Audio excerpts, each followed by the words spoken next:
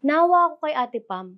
Kasi hindi brand new yung binigay na sasakyan ni Kuya Mark sa kanya. Eh alam ko naman na kahit hindi magsabi si Ate Pam, brand new yung gusto niya. Kaya kinausap ko siya. Fresh naman yung si BFF eh. Ang ganda nung ano mo, kotse mo. Mas fresh ka. Parang parehas kay BFF Jandy. Oo, ang ganda. Parang same. As in. Perfect.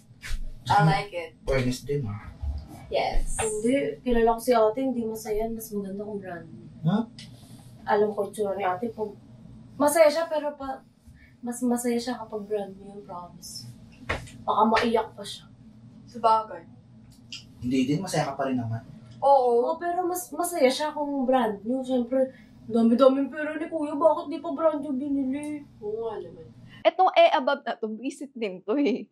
Alam mo yun, sobrang up, ang saya-saya mo, tapos biglang ida-down ka ng, oh, ba't hindi brand new? Tapos hanggang sa ma-realize, oh nga no, bakit hindi brand new? Baka hindi na nga ako ganun kamahal ng asawa ko kasi hindi ako binila ng brand new. Pero pag nakikita ko yung car, parang okay lang. Ganda pa din naman. Pero di okay lang. Sa akin goods lang, maganda talaga siya. Oo. Tsaka bagay sa'yo. Pero alam lang. ko mukha ng ate ko, mas baka maiyak pa talaga siya kapag brand new yun. Asa sweet girl lang atake mo pagkangalan mo. Siyempre, sinasakyan niya si Kuya. Tanga na ito eh, ang daming... Totoo! Yung totoo. Ate, pwede kong iramin yun. Ha? Iramin ko yung minsan. O, tignan mo to si Rabi mo. Sige. Hindi, kasi may mga kaklase akong nagyayakag umalis. Hindi ka naman marunong mag-drive, eh. Rabi mo Yung pa mga yun. kaklase ko, magdadrive.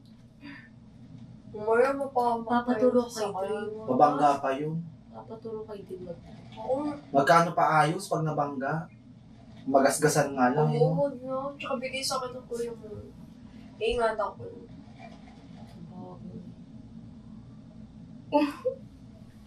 Papaturo ako magdadrive kay Dream. Thank you, Lord. Mga magkano kaya yun sa estimated yung mga ganun? Feeling ko mga nasa ano yun, 1M. Oo, mga 1.5 ka na. No? Tsaka biruin mo, may baka pa ganun pa siya. Oh.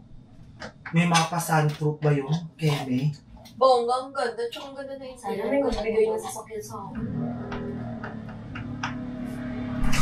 Ano bibigyan sa... Okay mo. Yung susi namin pa sa baba. Wow! Thank you. Kakain lang ako. Go. Pero kakain lang ako. Sige. Ganda ng car ko. Pero bakit daddy hindi brand new binigay mo sa akin? Day-day mo pera ko. Baby, kasi ganito kasi yan. Ang hinahanap ko naman pang gym. Honestly, ako talaga, hindi talaga ako fan ng mga brand new. Kahit nung dati pa, nung mga panahon na nakakaroon pa lang ako, hindi talaga ako fan ng brand new. Nito lang talaga, nung may pambili na. Para sa akin kasi, meron din naman talaga mga second hand na okay pa. Hindi naman lahat ng gumagamit ng second hand na laspag. Meron gumagamit ng mga second hand na iniingatan din talaga. Kaya yun din yung dahilan kung bakit hindi na ako nag-brand new kasi nakahanap ako ng isang magandang kotse at mas mura talaga siya. And okay pa talaga siya. Siyempre, bago ko siya binili is pinakasa ko siya, pinacheck ko talaga siyang mabuti.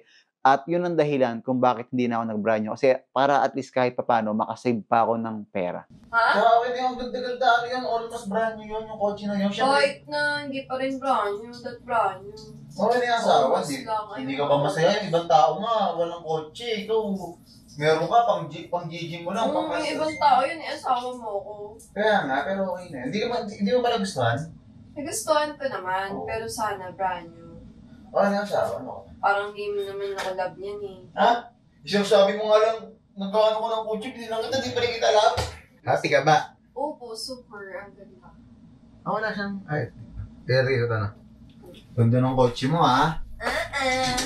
At least kahit pang daily mo yun, di ka masyadong mapapahiya sa mga ano. Nalagyan ko na. Alvin.